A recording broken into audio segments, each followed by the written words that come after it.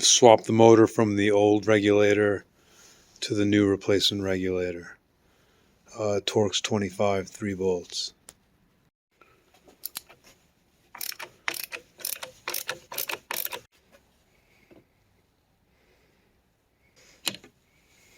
Screw that back in.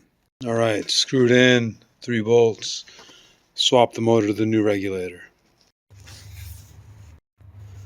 Put the regulator back in the door. Alright, 3 studs. There, and there. Now bolt it in. Alright, drop the window down and hook it into the regulator. Press the window. Had to lean on it to get the glass to slide over that stopper to click into place, that white circle. So the glass is now attached to the regulator.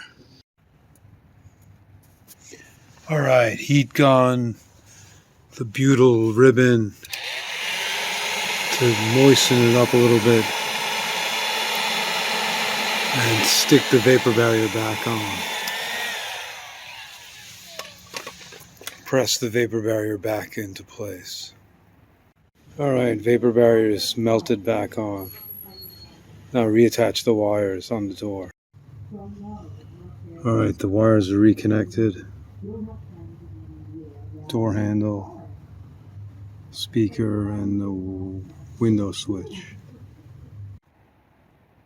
Door panel is screwed back on. Last step, put this trim back on.